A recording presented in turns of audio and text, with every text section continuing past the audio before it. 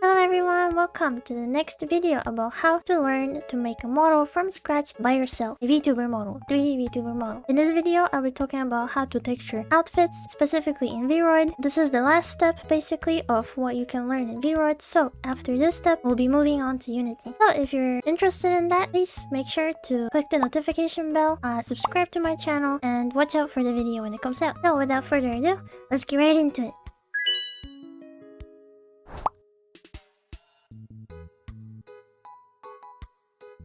So before we do anything, I want to do a disclaimer that of course in this video I can't show you how to make exactly all possible outfits and designs that you can have on your model, because of course that's physically impossible. But instead, I can show you general rules and pro tips and little details that you should remember when texturing outfits so that you can apply them to your own designs. Another disclaimer is that how you make outfits in VRoid differs from how you make them in Blender. So you have to remember that, for example, to shape the clothes differently in VRoid, you simply just delete parts of the outfit with the eraser tool. But if you're making clothes in Blender, of course you would just model it differently. And the last important disclaimer is that to make parts of the outfit, I sometimes use the hair tool in VRoid. So that's how I enhance the possibilities of what VRoid can do. In this video, this is not the point. This is not what I want to teach you, because you do not need to know it when you go and move on to Blender and Unity, of course. If you want to, I can make videos like this later on. Show you, for example, how to make glasses, hats in VRoid, how to make ribbons, zippers, collars, all of that stuff. I can do tutorials on those specific things in VRoid later on. However, in this series, I'll just, briefly show you how to texture things, not really how to model, because that knowledge is not really important. In Blender, you make accessories in a completely different way. So, this knowledge will be not useful in any form. Alright, so let's begin. So first off, we have the uniform vest. Yeah. So what I want you to take out of this one is that the way VRoid shades it is not bad, but this is more of a semi-realistic shading. In my art style, I do more of a cel-shaded, so more simplistic look. So this vest would be actually way more simplified. I'll give you some examples of how I shade. What I do basically is use a gradient. So I put the base color that I want to use for this outfit first, and then I have a brighter color on top and a darker color on top, similarly to how we did hair before in my previous videos from the series. That way the material has some depth to look at. Even though it's simple, it makes it a bit, more interesting to see. And of course, all of the seams, they're very, very blurred, as you can see. I wouldn't do this. I personally just do very harsh, thick lines that you can clearly see right away. And not really much blurring unless I want to make it like a mixed shading, and maybe some of it on some model. Yeah, the only thing that you should remember here is that, as you can see, areas where the cloth is pulled into like a tighter area. I'm guessing this part, the vest, very tight around the armpits, and makes this cloth wrinkle in here. These wrinkles, these cloth folds are not how I would color it. I'll pop up some ideas and examples of how I do them. They're basically just a thick, harsh, darker color line, and it's very simplistic compared to this. So if you like my art style, you can do it that way. My guinea pig is very hungry and fighting her house in the background.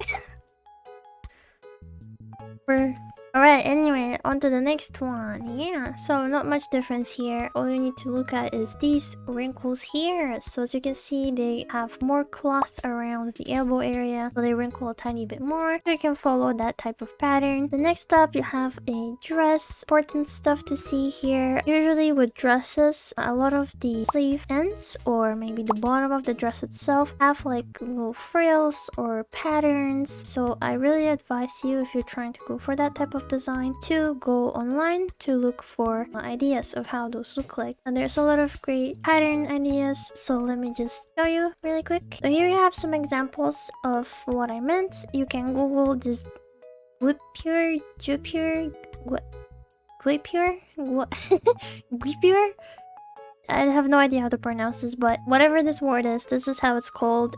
So if you're trying to find some like lacy patterns or whatever you want for a dress, Google this, look at the patterns, try to mimic some of it, and just recreate it, draw it on your texture. You also have some ribbons. This is how I shade usually the ribbons. I just put a little shade inside of here so you can see that it's like three-dimensional properly, you know? You can see that there's a loop in there. I also do some shading closer to the area that wraps it together. For the dress itself, the areas where you want the folds to be is basically in between each fold or each like part that goes down. So again, good idea is to go to Google Images and just look up how anime skirts look like. You just have to look where the shade really falls in between them and just mimic that. Then here at the mini t-shirt, you can see another important point when it comes to clothes and how they fold. As you can see here, this part is supposed to be tighter or like getting squeezed, you know, maybe into the pants or skirt, whatever you're wearing or your model will be wearing. Whatever it is, if your cloth it has a point where it's like more tight and squeezed, pattern of the folds of the clothing will have this kind of shape. And on the t-shirt, another important point, if your clothes are very loose, you want to make sure that texturing also represents that. So one way to do that is, as you can see here, when the t-shirt is supposed to be very loose around the body and just flowy looking, you add one like singular line here and there on the clothing so it looks like it's kind of hanging off of your body, you know? Then as for the hoodie, one important point to make here is that the more thicker the cloth is, or there's just like a lot of it, you will have something like here, which is just a lot of folds close together, you know, and you will have this both on the mesh itself. As you can see, the mesh is all wrinkly so that you can see it better, but also the texture itself has to represent that, you know? So yeah, make sure that you do that if you have a lot of like, you have rolled up sleeves or a lot of thick cloth around you. Then as for the long coats, one important thing, or maybe two, as you can see this area here on the elbow, as you can see where the elbow is, you have a little blended out point. There's nothing in there, and then the folds kind of come out from this point and, you know, get a very wrinkly around here. So this doesn't really look that great, as you can see, when the arm is straight. But if we go to the camera export and we pose our model and bend the arm, now you will see why that is. As you can see, when you bend the arm, the elbow being like the point where the cloth is most stretched out will look way more natural. Of course, you don't have to do this. This is just how VRoid textured their own thing. I think it's a good step to follow if you want it to be tracked in like a full body suit or with trackers, because then your movement, it will be really represented on the clothing, on the textures itself. So it kind of gives a better look. But if you're going to be standing for the most part like I am right now, you know, I'm not moving my arms or anything, this kind of wrinkles and everything and cloth indications make no sense when the arm is straight out, you know, and doesn't move a lot. So I would recommend to not do it then.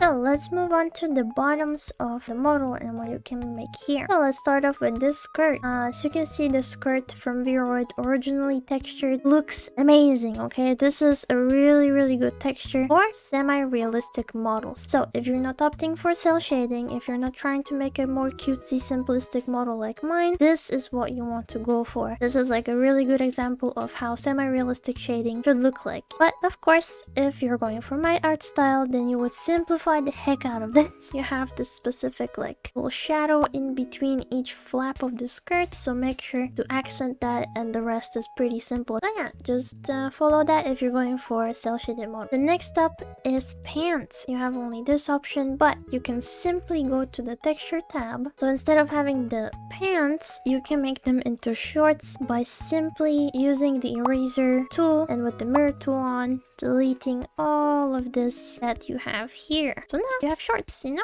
You don't really need to do more. It's a really easy way to cheat and like make VRoid have more options that they actually give you, you know? So if you want to, you can add like a little seam at the bottom of the short to make it more believable that it ends here, you know? And with this, you have like a little seam or whatever. And one thing that is good to note is the zipper here. So as I already said in the beginning, you can model accessories in VRoid onto the model with the hair tool. So stuff like pockets, maybe maybe zippers even. You can also add that onto your clothing with the hair tool. I won't be showing it here, sadly, I know, because this series is not about learning VRoid. It's about learning the necessary tools that will help you out later on to make a model from scratch. But you don't have to use the hair tool. You can directly texture it on the texture itself. The only problem I have with this, and I think a lot of people also notice this on VRoid models, that the more accessories from the clothing that you texture on, the kind of flatter and not really pretty it looks like, because when you go off to the side, it's flat. There is no zipper, you know? There is no zipper at all. It makes no sense to have a zipper like this when it's not really there. It's not modeled. It doesn't exist. There's no bump, you know? So because of that reason, only texture all of these things on if you have no idea how to use the hair tool and you don't know how to model those things on. But if you do, don't do this. Please don't do this. Your model will look so much better if it has an actual mesh in here, actual, you know, zipper exists in there, not just a PNG of a zipper, you know? And the last step is going to be the shoes. Loafers are, honestly, the way they're textured originally in VRoid is really good. It's perfect for semi-realism, so you can easily use this alongside with the skirt. If my legs were shaded correctly in the semi-realistic look, this would look amazing, okay? However, if you're not going for that, you're just opting for a more simple look, then you're gonna simplify the heck out of these shadows. You're gonna keep them, you know, in the same spots, of course. So then we have, oops, this is not good. Okay, we have the dress shoes, I think they're called. The original texture, not good. Don't really use this. It's pretty weird looking. I don't know what they were thinking when they went for this. So if anything, this shoe, if you're using VRoid, use it to texture very different shoe type that are shaped similarly to this. So use this to your advantage and texture it in a way that will make the shoe look like some, you know, grungy thick boots or something, you know? You can make a lot of things out of this. I'll pop in some examples of how we can texture them to make them look truly unique and push the boundaries of VRoid a little bit, you know? Then we have the heels. The heels from VRoid are very good, very simple. You don't really need more. So here's some examples of how I used heels if I have used them. I don't think I did before, so we'll see. But you can pretty much go with this, change the color a little bit, that's it. So the sneakers. The only thing that you remember, I think it's both sneakers, the basketball sneakers, and the high cut sneakers. All of them have this thing textured on, so you should follow this. You know, it's just trying to mimic the shoelaces and just see how the print goes. So let's say I want like sneakers that have no shoelaces. So what I'll do is actually get rid of the upper part here, just like so, with an eraser. Bam, you have no shoelaces. I think the only thing I want to mention as well when it comes to all of the sneaker types is that when you're designing them and when you're trying to come up with shoes that work for your character and look nice, use Google Images as well. Go for actual existing shoe models in real life and take things and parts that you enjoy out of it and, you know, mix it up, make it look like your own thing, you know, like just take inspiration. Do not copy paste the design that you see online, please.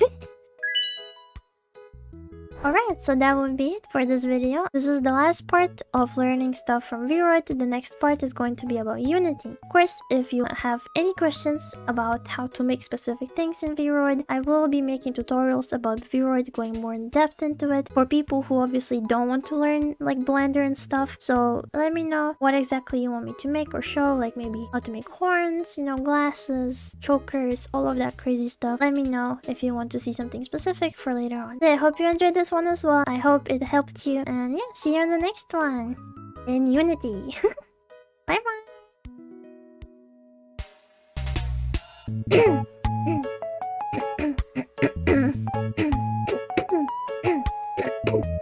bye.